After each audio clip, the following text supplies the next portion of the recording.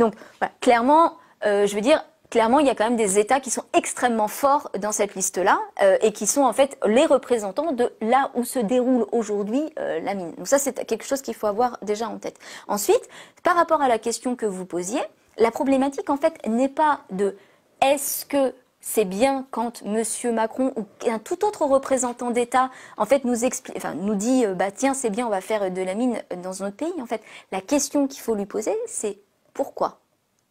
Pour la transition écologique et non, énergétique. Il faut être beaucoup plus précis que ça. On va tous mourir si on ne fait pas ça. Il faut être beaucoup plus précis que ça ne suffit pas.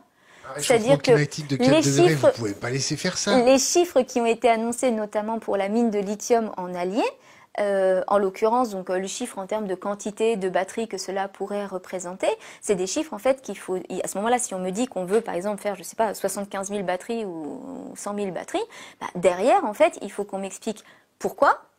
Est-ce que les autres options ont été étudiées? Notamment, on a beaucoup parlé avec vous de la question du véhicule électrique, c'est-à-dire est-ce que vous avez remis en cause à un quelconque moment dans votre discours la mobilité individuelle?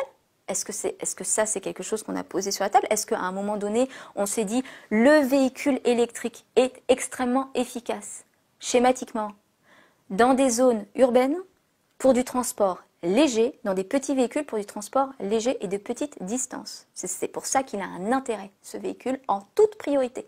Est-ce qu'on a établi des scénarios où on privilégiait l'usage majeur, l'usage le plus intéressant de ce véhicule avec, par exemple, un mix, je ne sais pas, un mix de véhicules?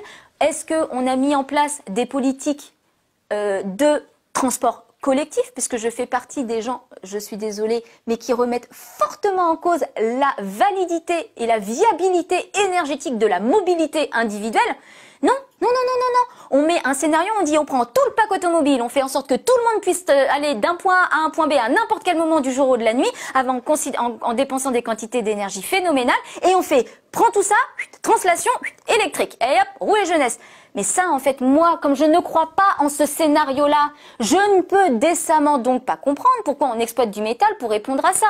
C'est-à-dire que, en fait, moi, j'adhère à n'importe quel projet minier, je le dis, Systex serait d'accord avec moi. À partir du moment où en face, on a des gens qui viennent papier crayon en main et qui nous expliquent, voilà, aujourd'hui, la stratégie, c'est ça pour le secteur de la santé, ça pour le secteur de l'éducation, ça pour le secteur du transport collectif, ça pour le secteur des énergies renouvelables. Ne les oublions pas, ce n'est pas parce que les pauvres, elles consomment beaucoup de métaux qu'il faut leur jeter l'opprobre non plus, ça va 5 minutes. Donc voilà, j'ai besoin de ça, parce que ça c'est impératif, et ça c'est dont on a besoin.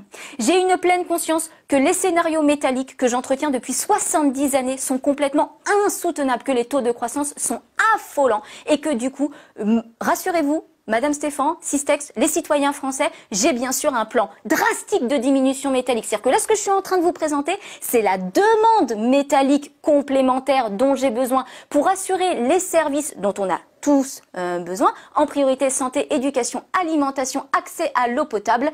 Et une fois que ça s'est fait, après avoir bien sûr réduit, j'ai obtenu du coup à peu près, parce que c'est toujours difficile de connaître une quantité exacte de métaux, et pour ça en fait je voudrais conduire un projet minier, parce que entre temps aussi j'ai dépensé des millions d'euros dans des plans forts de recyclage, que j'ai mis tout ce que je pouvais pour obtenir la plus petite parcelle de métaux, que j'ai mis aussi en place des programmes qui me permettent de concevoir des dispositifs qui sont recyclables. Et sachez, Madame Stéphan, d'ailleurs, que j'ai sanctionné durement tous les concepteurs qui produisent des produits qui ne sont pas recyclables.